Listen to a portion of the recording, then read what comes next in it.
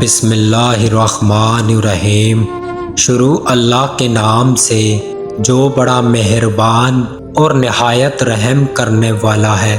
کیا تم یہ سوچ رہے ہو کہ میں دن رات دعائیں کر رہا ہوں، اللہ سے بار بار مانگ رہا ہوں، لیکن کوئی جواب ابھی تک نہیں آیا؟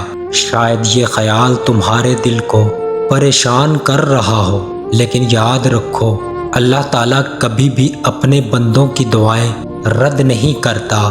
وہ ہر دعا کو سنتا ہے، چاہے وہ ایک آنسو کے ساتھ کی گئی ہو یا دل کی گہرائیوں سے۔ اللہ تعالیٰ سب جانتا ہے۔ ہم اپنی زندگی کو اپنے حساب سے دیکھتے ہیں، لیکن اللہ تعالیٰ کے فیصلے ہماری سوچ سے کہیں زیادہ وسیع اور حکمت سے بھرپور ہوتے ہیں۔ جو دعا ہم آنسوؤں کے ساتھ اور گڑ گڑا کر اللہ سے مانگتے ہیں، اللہ اس کو کبھی بھی نہیں بھولتا۔ کیا تم جانتے ہو مشکلات اور تکلیفیں ہماری زندگی میں کیوں آتی ہیں؟ یہ در حقیقت اللہ کی طرف سے آزمائش ہوتی ہے، تاکہ وہ ہمیں آزما سکے کہ ہم اس پر کتنا یقین رکھتے ہیں۔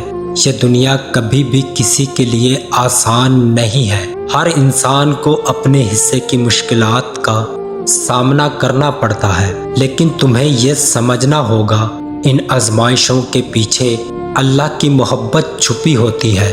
وہ ہمیں آزماتا ہے تاکہ ہم اس کی طرف رجوع کریں اور اس کے قریب ہو سکیں۔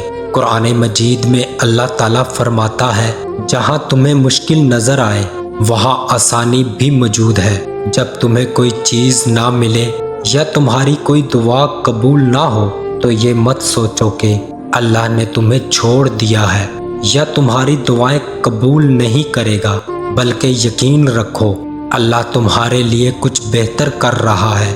نبی کریم صلی اللہ علیہ وآلہ وسلم نے فرمایا، جب بندہ اللہ کو پکارتا ہے تو کہتا ہے یا رب، تو اللہ تعالیٰ فرماتا ہے میں حاضر ہوں۔ تہجد میں مانگی گئی دعائیں اور آنسوؤں کے ساتھ کیا گیا سجدہ، یہ سب اللہ کو بے حد پسند ہے۔ اگر تم سوچ رہے ہو کہ اللہ ہماری دعاؤں سے راضی ہے کہ نہیں، تو یہ دیکھو کہ تمہیں عبادت میں سکون مل رہا ہے یا نہیں۔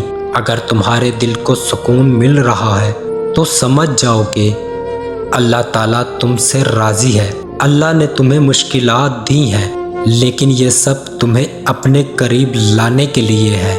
جب تم اپنی زندگی کو اللہ کے حوالے کر دیتے ہو تو وہ تمہیں وہاں لے جاتا ہے جہاں تمہارا ہونا ضروری ہے۔ تمہاری دعائیں، تمہاری کوششیں، یہ سب اللہ کے علم میں ہیں۔